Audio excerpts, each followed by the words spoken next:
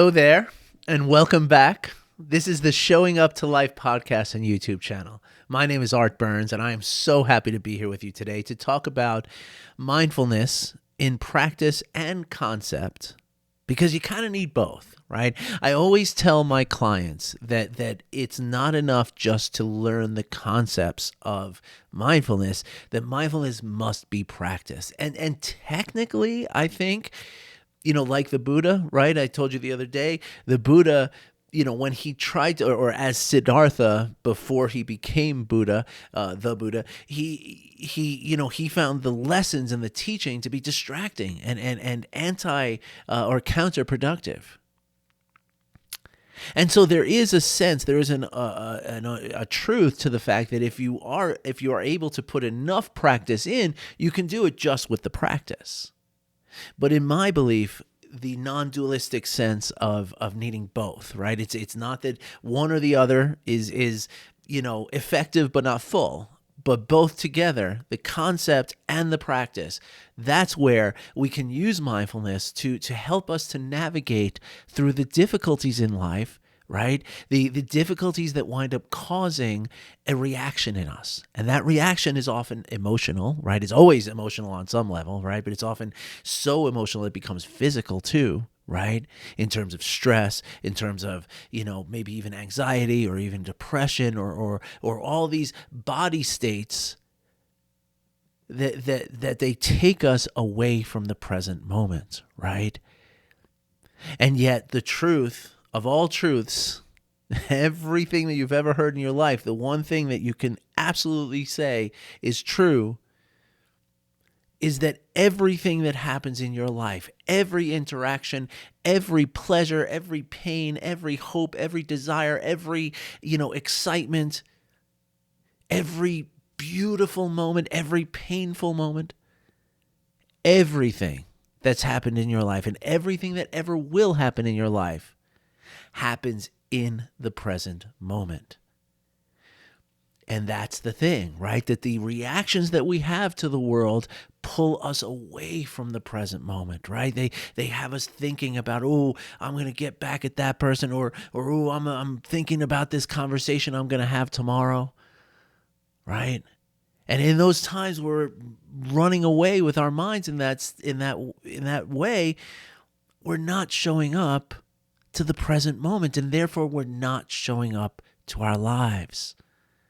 And so that's what we talk about here on the podcast and the YouTube channel, and I'm really happy that you're here with us. If you're new, welcome. If you've been here for a long time, please accept my gratitude once again. And it's really just great to be here with you. And so today, I wanted to make a really, really important and really exciting announcement, okay? The Art Burns Coaching Winter Workshop Series. Doesn't that sound cool? Well, it starts next Saturday. Okay, I'm recording this right here on Saturday, January 8th. And on Saturday, January 15th, is going to be the first of a 12 consecutive classes. Every Saturday, I'm going to offer another workshop. Okay. Last week I did one. Last Saturday, I did one for New Year's resolutions, and the feedback that I got and the, just the excitement that I felt from the people, the 12, I think, people that were in the workshop with me, it was just overwhelming. It was beautiful. And so I'm inspired, and when Art Burns gets inspired, things happen. And so Art Burns is launching the weekends. I'm sorry, what did I say? The winter workshop series. Okay, I just came up with it this morning, so it's still brand new. But I'm really excited to announce. Again, I'm going to put out a little flyer thing for everybody. I'm going to map out the different course topics that we're going to cover over the 12 weeks, and it's going to be really cool. Okay, for all of you who are already patrons, okay, or clients, I'm going to give you a discount. Okay. Okay, I haven't determined exactly what that is yet, but don't worry, I'm going to take care of you, I promise, right? But I'm also offering this. I thought it'd be really fun that you can choose to come to every single class if you want, right? You can also choose to, and I have like a special price if you buy the whole package, right? And you can also choose to enroll in the whole thing. But if you can't make them all, you can give away one or two classes to someone else. All right, so we can share. We can all be, friends here. And of course, I'll do a bring a friend kind of discount, like BOGO kind of thing here, But I'll figure all those details out. That's really my project for later today. But aside from just being really excited and wanting to get this on as many radars as possible, I also want to just, the first class, the first workshop is going to be something that I want to talk about right now, right? And that is journaling. Okay. Now, in order for me to illustrate for you why journaling is important, right? Or why I'm inspired to do journaling as a workshop, to show a journaling workshop, which quite frankly, I think this one might roll into like a 4-week or a 6-week course after that, but one step at a time. But I wanted to talk first. I was actually having a conversation with someone the other day, just a few days ago, and he mentioned about waking up in the morning and having a conversation with someone in his head, ahead of an actual conversation he had to have. So somebody at work, for instance, right? It was a difficult conversation he was going to have. And he found himself like having the conversation ahead of time, right? Now this particular person, I know very deeply. He and I have been working together for a long time, and so I have a very deep, sort of understanding of his sort of capacities and his nuances, and so I didn't associate what he was doing as any kind of pathology of any kind, right? But he went on to say that his therapist has said otherwise, right? That his therapist would call this rumination, right?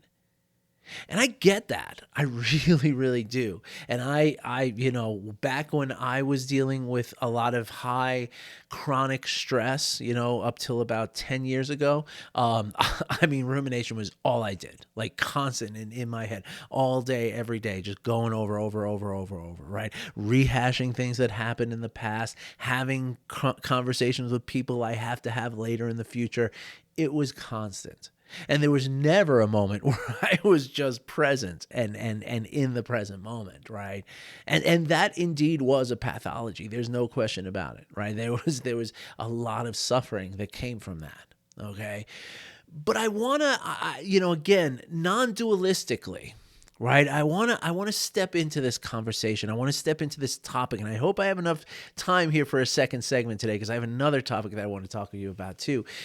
But the concept of rumination, right, is, the way I look at that is that it's on a spectrum, right? Like rumination is the far end of a spectrum, right? And somewhere on the other end of that spectrum, what I would call the same thing is planning and rehearsal, right?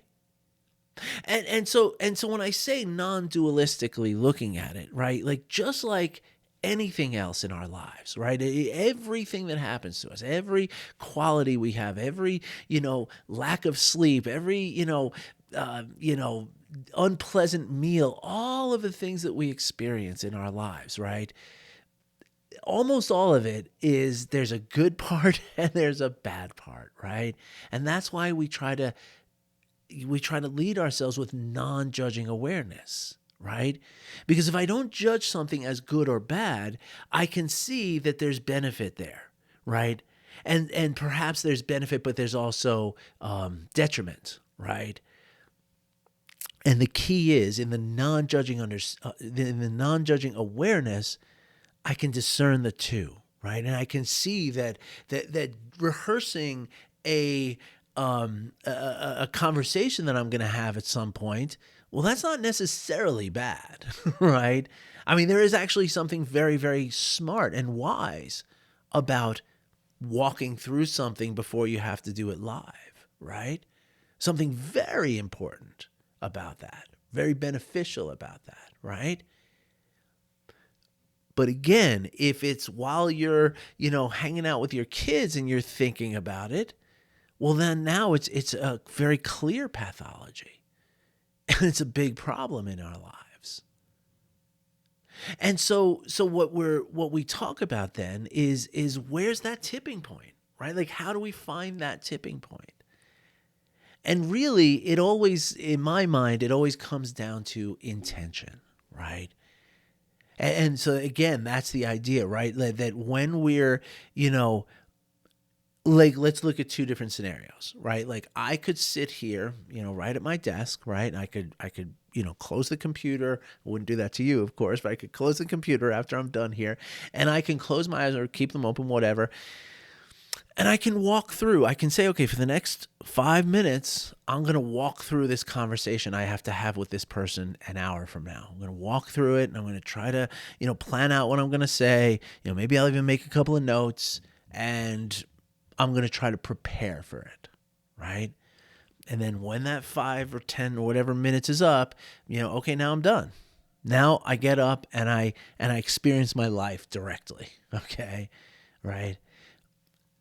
That's scenario one, right? Scenario two is, okay, I'm going to sit at my desk here, and I've got these 3 different things that I got to do here. I got to send this email, and I got to call this person, and I got to, write this, write something up for something, whatever it is, right? And while I'm doing these things, I find myself, instead of reading the email in front of me, I find myself having this conversation, right?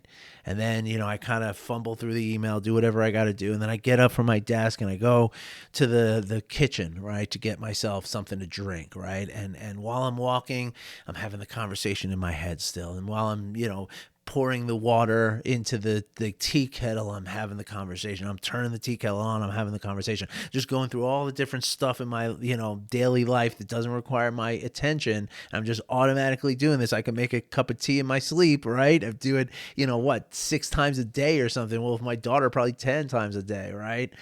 And so, so I don't have to think about that. So instead, I can allow that ruminating mind to take over and just let it roll, right? What's the difference between the two? The only difference is that in scenario one, I decided I'm going to be intentional about it. I'm setting the intention. I'm taking this time. I'm doing this thing. Scenario two, I'm off to the races. Who knows what's going on there? And again, it's not a problem if I'm just alone in my house and just, making a cup of tea mindlessly. That's not the end of the world, right? Nobody's going to suffer too much from that. But what happens when my kids come into the kitchen, right? And I'm lost in this thought. And, I can still divert, I can still pay attention to them. But am I really there? Am I connected to them? Am I, do they feel connected to me in that moment? That's the question to ask yourself. And if the answer to that question is no, well, then it is a pathological level of rumination. It's gone past this useful place of rehearsal and planning and preparing, and now it's past that tipping point, and it's in a place of detriment and withdrawing your own joy and bringing you suffering. I'm just going to check my notes here and make sure that I'm covering everything here. Because as you know, sometimes I get away from myself and and it's really, okay. So yeah. So the thing that we want to kind of look at let me check my time here.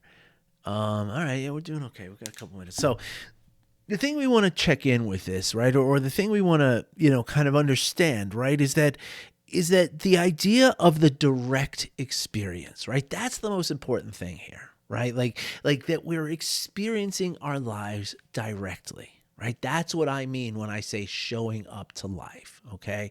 Now, when we're lost in thought, right, we're not experiencing life, we're experiencing what we're thinking, right?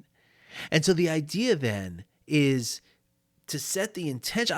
First of all, I want to tell you a really beautiful metaphor that I heard a long time ago. And I swear, just about every single client of mine hears this at some point or other. And I've probably shared it here before, but it's worth repeating. if you look at a bird sitting on a branch outside your window, right? That bird didn't spend all day trying to figure out which branch was the best one, which one looked strongest, which one was less susceptible to the wind, which one had the perfect sunlight on it, which one was, away from all the squirrels and all that stuff, right? The bird doesn't have to think about any of that, right? The bird simply flies to the branch and he sets down on it. Now, why he chose that particular branch, I don't know. I'm sure there's some reason for it, right? But the point is, though, that you can't really imagine a bird going through a lot of rumination about like picking the perfect branch. And the reason for that, and this is where the metaphor was, is that the bird sitting on the branch doesn't have any trust in the branch. It doesn't care about the branch. The metaphor, the poetic line was that the bird sitting on a branch does not trust in the branch. The bird sitting in the branch trusts his own wings, right? So the idea is that we can, if we experience life directly, and we're really showing up for life directly, well, then we don't have to worry about the branch we're standing on. If the branch starts to break, we'll just spread our own wings. We'll spread the wings of mindfulness and compassion, and we'll be able to manage whatever happens in the present moment. And even if we can't manage it, even if it knocks us around a little bit, that's what life is serving for us, and that's okay. And if we're present with it, it's the best, most effective way to get through it. And so why do I believe that this is tied into the first session of the Art Burns Coaching Winter Workshop series? I'm glad you asked. I'm really glad you asked. Because journaling can be that oasis for us. It can be that safe, secure, carved out place for us to do that thinking that we would otherwise ruminate about, right? Now, look, I have lots of different ways that I'm going to cover of journaling, right? I'm going to give like probably 4 or 5 different modalities of journaling next Saturday, okay? So there's more than just this, right? But this is certainly one way to use journaling, right? Literally sit down and have the conversation in writing. At 2-3 minutes, it's all you got to do. Right? And what you're going to do in that 2 or 3 minutes is you're going to promote integration in your brain, right? Which doesn't take long. Trust me, brain acts very, very quickly to the cells in your brain and the molecules that make them up. A minute is like 100 years to you and me, right? So 2 or 3 minutes is plenty of time, right? Or 5 minutes if you have it, 10 minutes if you want it, right? You can make it your own. But the point is that you can have that conversation. You can, instead of having it just rattle around in your brain all day, you put it out there. And now, and this is the way we do it. Like, this is what I was talking about last week with the setting the intentions, right? Remember the compass setting, right? So your compass setting is, I'm not going to ruminate outside my journaling. Right? And so anytime I need to think about something, that's a journaling practice. That's, 5 minutes, whatever it is. I'm sitting down, I'm going to think this through, and I'm doing with pen and paper. Okay? Again, the integration that you're getting out of that, the organization in your brain that you're getting out of that, it's worth it doing it on paper, I promise you. And if you can't do it in the paper, as you're driving home, just record your voice doing it. It's fine. Go for it. Right? It's not quite the same impact, but it's going to help, right? But the point here is, again, go back to that compass setting, right? We set the intention, right? And we don't expect to never fail, right? We don't expect to never have a moment where we find ourselves ruminating, right? And in fact, it's really important to understand that and to be open and accepting of the fact that it is going to happen. Right? When a boat sails from New York to London, it sets a compass setting that represents London out there that they can't even see, right?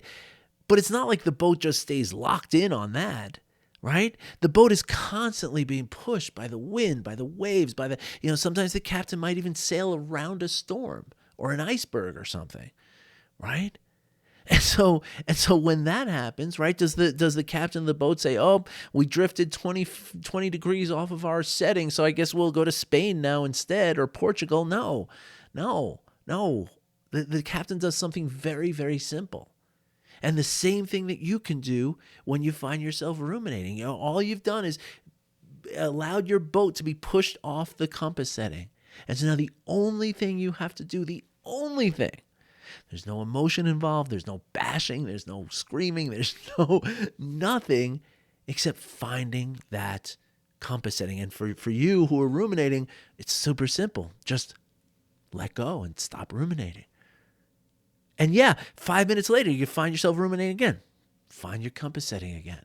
And I promise you, each time you catch yourself and you bring yourself back to that compass setting, you are building the skill that is going to allow you to hold on a little bit more, a little bit stronger, little by little by little. And before you know it, you are locked in all the time. And you only drift 2 or 3 degrees from your compass setting, not 30 degrees one day, right?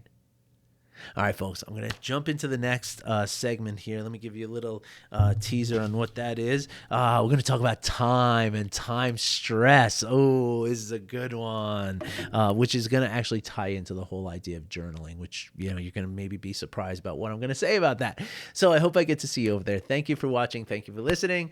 I wish you well. All right, everybody, welcome back to segment number 2. And it's pretty ironic because I'm a little bit short on time. And what I want to talk to you about today is time in this segment. So isn't that neat? And especially I want to talk about time shortage and time stress and how we manage time stress. And what time stress is all about. Let's talk about it. Okay, we don't have much time, so let's get into it. I love it when things like this happen. So one of the things that I hear all the time, pun intended, yes, I'm sorry, it's a dad joke, I can't help myself at this point. One of the things that I hear all the time from people, not every single person, but truly, like, so generally speaking, I always have about, at any given time, I have, 15 to 20 active clients, right? And I would say that out of all of those 15 to 20 active clients, probably 25% of them at any given time are telling me, and it's the reality, and I'm not saying they're wrong, right? But 25% of them, what I'm hearing is, I don't have time to practice. I can't do it. And I'm not saying they're wrong, okay? And you know who you are out there if you're listening. And I'm not saying you're wrong. And as you know, I respect it. And the beautiful thing is that there's ways to get around that in mindfulness practice. And that's what the benefit of a coach is, right? That when you have somebody, like, look, if you just read a book here, they're telling you, like, they don't care. They're telling you got to do 10 minutes a day, like, that's where you start, right? And if you can't do that, you don't get past the first chapter, right? Like, that's how it goes, and there's no... and the same thing with this video here. Like, there's no way for me to customize something for you because I'm just a recording here, right? Help, I'm stuck in here, right? And so the idea then with a coach, right? A coach can teach you how to do informal practices that don't take any extra time. Why we can use the stuff that you're already doing, right? Which is wonderful. I mean, that's really my shtick, really. I mean, that's my whole thing, right? That's my benefit, right? Because even those 75% of people who are not saying they don't have time to practice, none of them have a lot of extra time, right? So it's all very, very tight, So at that point, it's like 100% of the clients are struggling on some level with time, right? And so while there are ways around in the beginning to get you into the idea, right, ultimately, we still are going to have to find some time to sit down and just do nothing, right? That like, I don't allow people to go through without doing some of that, right? Even if it's just like seconds, right?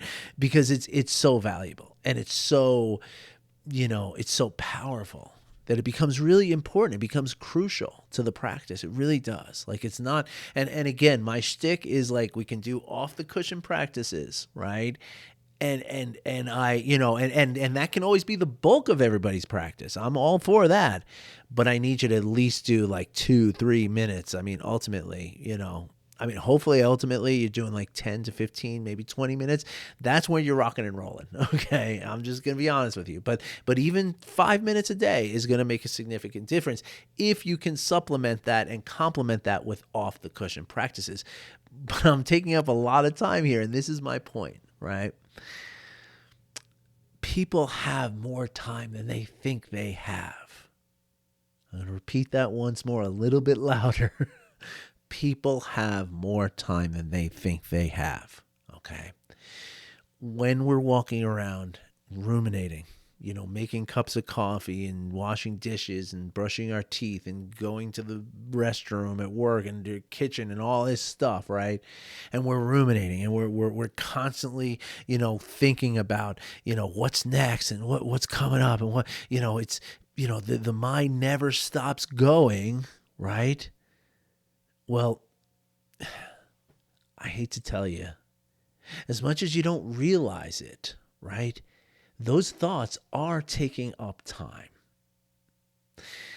And while it seems like they're not a lot of time because, thoughts happen very quickly, they add up. They really, really, really do.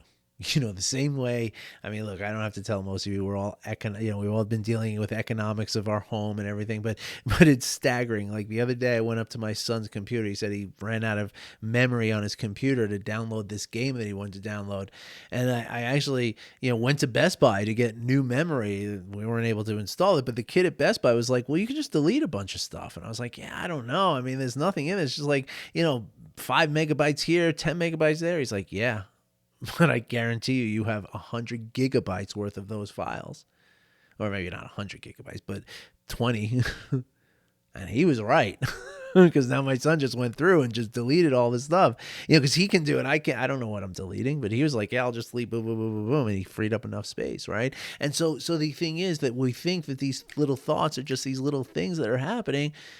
But they really add up in a way that we don't even believe they could add up. Right? It's almost like the concept of the difference between a million and a billion. Have you ever heard this one before? So 1,000,000 seconds is 11 days if you do the math, right? Around 11 days, right? So what do you think 1,000,000,000 seconds would be?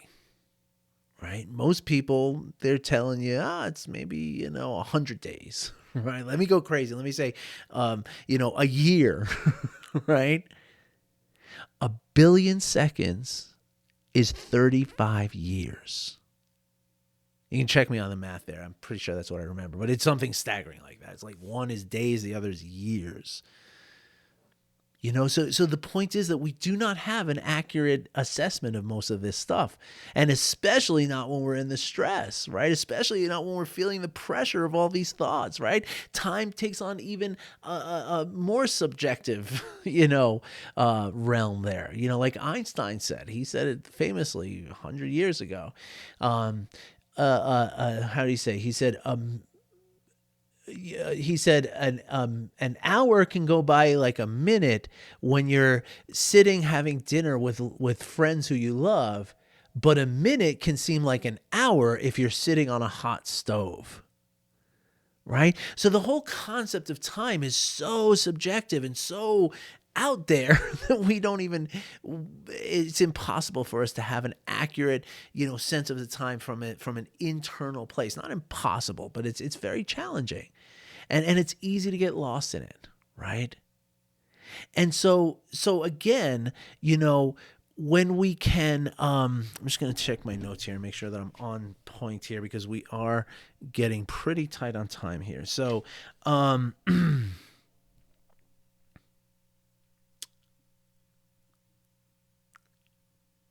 Right. So the idea then, right, is that, and it's so counterintuitive and it's so hard to get people to understand this. And I don't know if you're going to understand it either, but I'm going to say it and maybe you can kind of sit with it. Now, this is something I learned from Jon Kabat-Zinn, 8 years ago, something like that, in the Full Catastrophe Living, I believe was the book where he first introduced this concept to me, right? Which is, again, the way that we don't comprehend and don't understand how much time and also energy the ruminating takes, right? Because, remember what I said, that a minute seems like an hour when you're sitting on a hot stove. Well, the same thing could be said when you're feeling tired and you're feeling drained and you're feeling overwhelmed, right? A minute is going to seem like an hour, and an hour is going to seem like a minute in the other, like when you're having a good time, right? But the idea there is that when you're in that ruminating, right, your sense of time is completely warped. And so the idea then is to carve out that space, right? And look, I mean, again, I know, right? I know. But I also know that everybody has 10 minutes, okay? You can wake up 10 minutes earlier, right? You can stay up 10 minutes later. You can decide to choose not to, listen to a certain podcast, even if it's this one, because you'll get more out of doing this time in meditation than you do with listening to me. Again, it's a balance. So maybe once a week, listen to the podcast, 6 days a week, do meditation. We can live with that, right? Or maybe just read the emails. Maybe schedule an appointment with me. Let me find out how I can help you with that, right? But the idea is that if we can carve out that time, right? And again, everybody has 10 minutes. If we can carve out that time and we start doing the practice, then two things, really important things start to happen. The first is that we start to control that, right? We start to recognize when we're doing the ruminating and the overthinking of things, and we can let that go. We can hold it in our awareness and recognize when we're doing it, and then just redirect ourselves to not doing that, okay? Which is going to, again, free up time. Almost everybody tells me that after they've done the practices for a while, just like I experienced when I was way back 10 years ago, okay? I went through my whole life always feeling like there wasn't enough time. Always. Like no matter what was going on, there wasn't enough time. I was in a rush. It just wasn't true. It was because of what was going on in my mind. And so once I learned to do these practices, all of a sudden I felt like I had all the time in the world. Like seriously, like to me, like when I had to go somewhere, right? Like 15 minutes, like I gotta start walking out the door. I mean, I have 15 minutes before I have to leave. I mean, come on, let's go. Do you know how much you can accomplish in 15 minutes? And now I'm not worried until 30 seconds. Like, yeah, we're good. No worries. We've planned it. We have it all set up. We don't have to freak out. So that's the first thing, is that we actually gain time, literally gain time, because we're not wasting it with all this thinking and overthinking and thinking things 10 times when we only have to think them once, right? And that's that bird on the wing, right? We start to trust ourselves, bird on the branch, rather. We start to trust ourselves when we gain this skill. But then the second thing, and this could be even more important, is that the second thing is that while we're doing this work, whether you're practicing compassion and kindness or you're practicing attention with meditation, or if you work with me, you're practicing both for even a bigger effect. But either one, whether you're doing one or the other or both, what you're doing is you're promoting and creating integration within your brain. And your body and your whole system is becoming regulated and aligned. You're humming. You're efficient. And so you're going to start making more efficient decisions. You're going to start doing more things more efficiently. And that means less mistakes. That means less wasted time, which is more time that you're going to gain. And it all starts with an investment of time. Same way it takes money to make money, baby, right? That's the same thing. So let's hear it. Who's going to meditate for 5 minutes every day from now on? Please send me an email and tell me if you're going to do it. Because I would, I would just love to hear, If I get a bunch of messages like that, it will make my heart dance. And I love it when my heart dances. So please do that for me if you could. All right, everybody. Wishing you well. Thank you again for joining me today. Hope you enjoyed it. I hope you're getting something out of this, and I'll be back now in a few days, right? Because tomorrow's Sunday, which is a very busy day for me. I usually don't get to record a podcast. Pardon me, and then I'm off on Monday and Tuesday, so my next recording will, in all likelihood, be on Wednesday. Okay, so I'll see you then. All right, everybody. Wish you well. Take care.